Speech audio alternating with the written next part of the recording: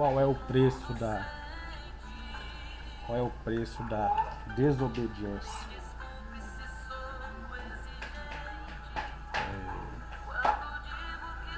É coisa que não paramos para pensar. Não paremos para pensar nessa questão. Qual o preço da desobediência?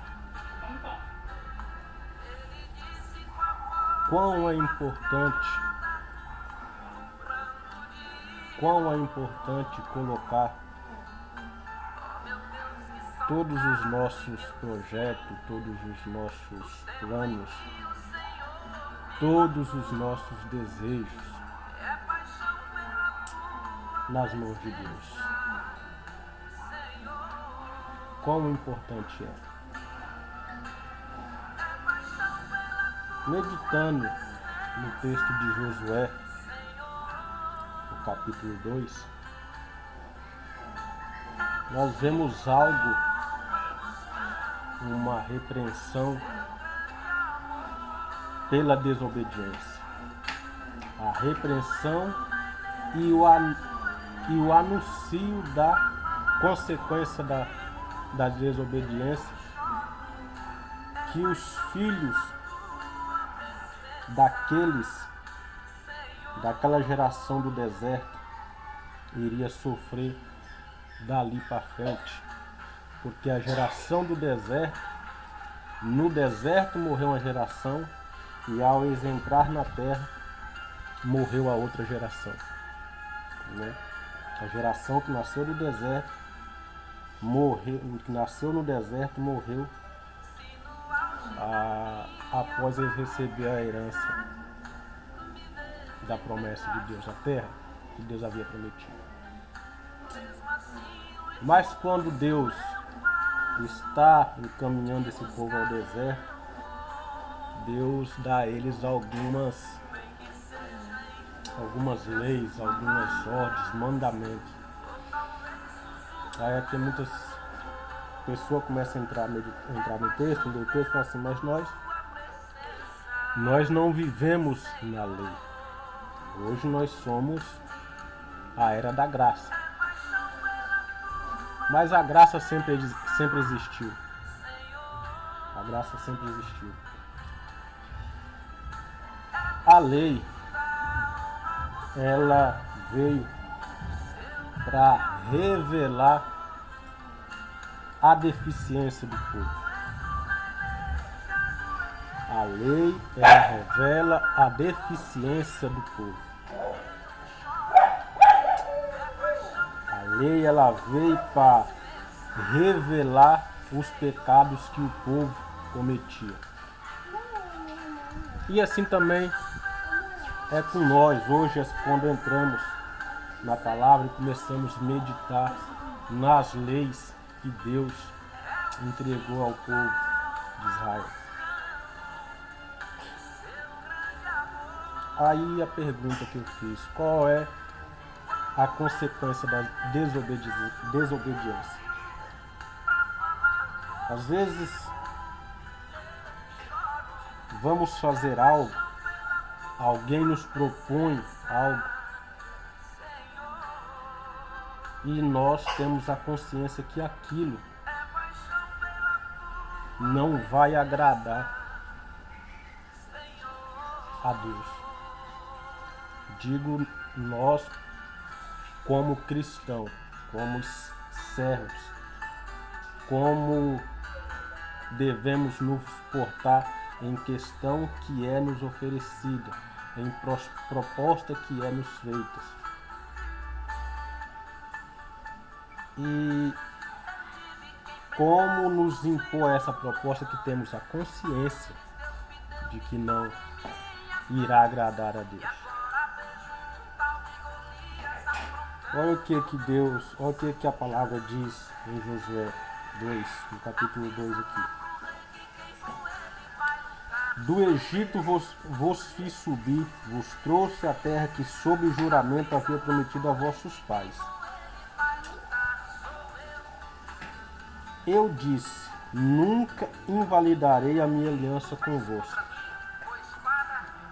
Deus, o anjo do Senhor que veio ao povo, está trazendo à memória do povo a promessa que Deus havia feito, a aliança que Deus havia feito com os pais deste povo, os patriarcas deste povo. No versículo diz assim, vós, porém, não façais aliança com os moradores desta terra. Êxodo 34, versículo 12 e Deuteronômio 7, 2 e 5. Quando Deus está dando Deus está falando, Moisés está transmitindo ao povo, Deus fala da terra que havia prometido e que eles alcançariam essa promessa, mas ao alcançar essa promessa eles não poderiam fazer aliança com o povo da terra. Que o povo que eles não expulsassem, esse povo serviria de escravo, trabalharia de escravo para eles, porque eles foram escravos na terra do Egito, e mesmo ele tendo esse povo da terra como escravo, não era para que eles maltratassem desse povo. Simplesmente o povo iria servi-los, escravo, né? Ia trabalhar para ele. Quando esse anjo aparece ao povo e repreende esse povo, essa nova geração que nasce na terra da promessa, é porque fez tudo ao contrário do que Deus havia dito aos pais. Mas eles não conheciam, não viram a ação de Deus no deserto, não tinham conhecimento de batalhas anteriores que o povo batalhou para conseguir aquela terra. E o anjo repreende. Entre todas as palavras, em todos os mandamentos, um deles foi que não fizesse aliança com o povo da terra, porque esse povo iria vos corromper, iria corromper vocês. E quantas vezes temos essa convicção de aliança mal feita? O versículo diz, vós porém não fareis aliança. Quantas vezes nós fazemos aliança por puro interesse? E hoje é muito raro fazer-se alianças, determinadas negociações, negociatas, não é negociações, negociatas, por benefício financeiro. É aquela questão de quanto mais melhor. Quanto mais melhor. Né? É uma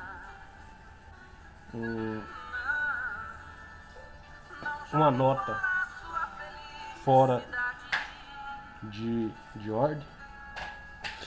É como eles dizem, é um faz-me rir fora além a mais por algo que você fez errado. É esse tipo de aliança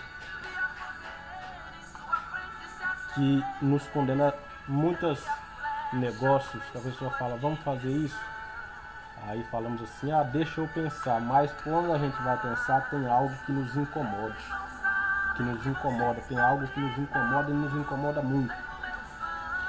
E esse algo que nos incomoda, digo nós, né, que somos cristãos, e para quem também não é cristão, se você vai fazer alguma coisa que algo está te incomodando, esse algo que te incomoda é o Espírito Santo de Deus. Veja o que diz em João 15, no versículo 13. Diz assim, quando vier porém o Espírito da verdade, ele vos guiará a toda a verdade, porque não falará por si mesmo, mas dirá tudo o que tiver ouvido, e vos anunciará as coisas. Amém? Ou seja, quando nos propõe algo, a pessoa falando assim, deixa eu pensar, e aquilo começa a nos incomodar, para que não façamos aquilo. para que não concordamos, para que não fazemos alianças, para que não assinamos contratos, para que não façamos promessas, porque o único que vê além, o único que é onisciente é Deus, e Ele sabe que a promessa não será cumprida. Então, antes que a promessa que nós faz, que nós não venha cumprir, antes que isso venha nos virar um problema para nós, o Espírito Santo já nos alerta para que não façamos aquilo. E Deus disse: vós, porém, não fazeis aliança com moradores da terra, antes derrubai os seus altares, contudo não obedeceste a minha voz. Deixamos de ouvir a voz de Deus, a voz do Espírito Santo. Quantas vezes deixamos de ouvir a voz do Espírito Santo? E a palavra continua dizendo assim: pelo que também eu disse, não os expulsarei de diante de vós, antes vos serão por adversário, e os seus dedos por laço. A partir daqui nós vemos as consequências que viriam a essa geração por não seguir os passos que os pais deles seguiram, os mandamentos que os pais deles seguiram, e fizeram aliança com o povo dessa terra. Então o anjo do Senhor, Deus, aparece aqui já trazendo uma repreensão, repreendendo a ação, e também já trazendo uma consequência pela ação dele. Se olharmos mais adiante, no versículo 14 diz assim: a ira do Senhor se acendeu contra Israel e os entregou nas mãos dos seus inimigos ao redor. O povo que antes era um povo de paz ao redor do povo de Israel, agora se torna inimigo. Aí o versículo 15: porque onde quer que saía, a mão do Senhor era contra eles, para o seu mal.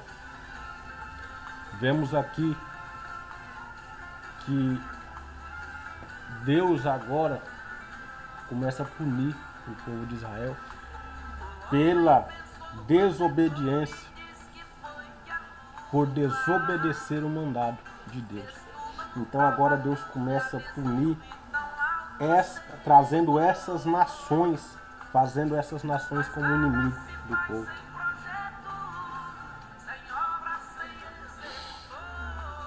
Como lhe dissera e jurara, e estavam em grande aperto, por onde quer que saísse, a mão do Senhor era contra eles, para o seu mal, como o Senhor lhe dissera e jurara. E estavam em grande aperto. Deus deu a eles a ordem e também deu a eles a punição se eles não cumprissem. A geração anterior cumpriu, mas a geração nova, essa geração que nasce na terra, quando o povo já possuía a terra, essa geração se corrompeu. Então daqui Deus começa a levantar nações para que confronte esse povo, para que esse povo volte novamente a buscar somente a Deus. Hoje, em nossa vida diária, o mundo hoje necessita, o mundo carece de se voltar a Deus.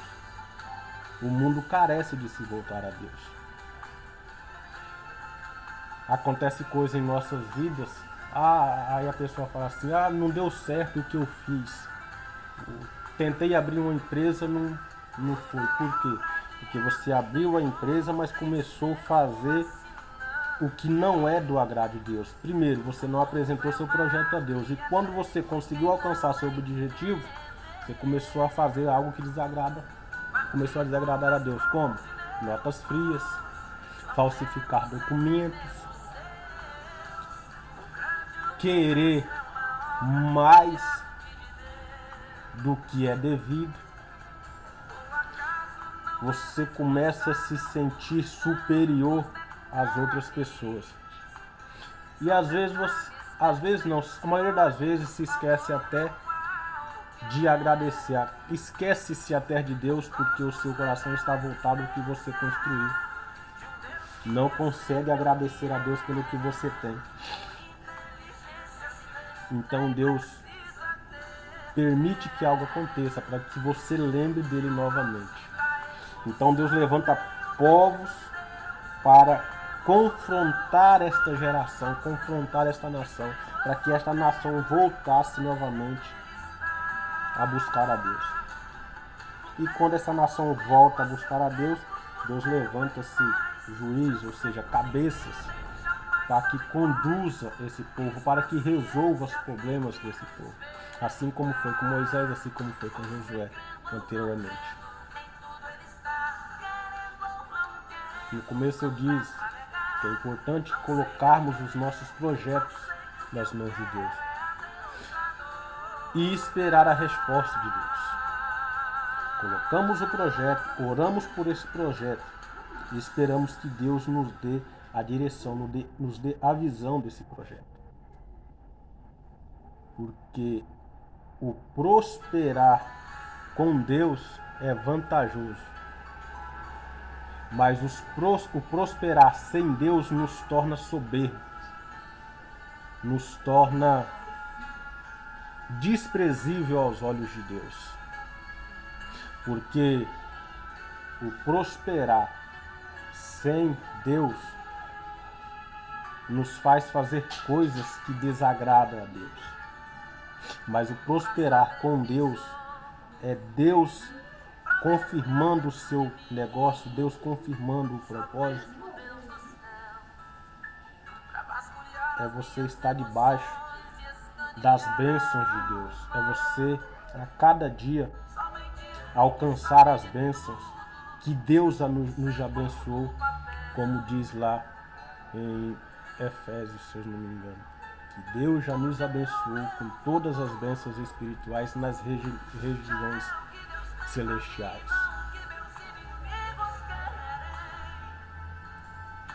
Qual é o preço da sua? Qual é o preço da sua desobediência? O que você tem colhido pela sua desobediência? O que você tem passado por causa da sua desobediência? Às vezes, nos cegamos tanto para a desobediência, acreditamos tanto que estamos no caminho certo que culpamos a Deus pelos nossos próprios erros. É tempo de refletir se o que você está fazendo, se essas conversas que você está tendo, se os seus relacionamentos fora do seu relacionamento, se as suas atitudes condiz com aquilo que Deus determina, com aquilo que Deus propõe para um cristão. É hora de você repensar as suas atitudes. É hora de você repensar as suas ações. É hora de você rever os seus conceitos e trilhar objetivos dentro da vontade de Deus. E só assim Deus irá fazer com que você prospere. Tem muita gente que confunde prosperidade com riqueza. Não. Prosperidade é Deus manter você em todas as situações e te suprir de todas as suas necessidades. Agora, o alcance do bem material vem dentro desse pacote. O pacote da obediência, o pacote do direcionamento de Deus e o pacote da busca a cada dia na presença de Deus, do agradecer a Deus todos os dias pelo que Deus te deu. Então, o prosperar e riquezas, Deus não proíbe riquezas. Se você se manter na direção de Deus, se você perseverar na direção de Deus, tudo que você sonhar, tudo que você almejar, Deus vai te dar. Deus vai te entregar. Seus projetos, seus desejos, seus objetivos serão alcançados. Mas só se você estiver na direção de Deus. Não fazer alianças contrárias à vontade de Deus. Porque alianças feitas que aos olhos de Deus não são bem vistas aos olhos de Deus, alianças feitas que não são bem vistas aos olhos de Deus, te irá trazer punições. Te irá trazer punições.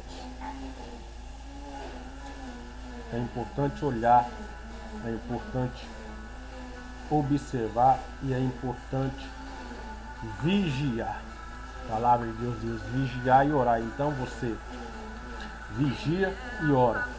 Ora em cima do seu projeto, ora em cima dos seus desejos. Que a melhor resposta vem de Deus.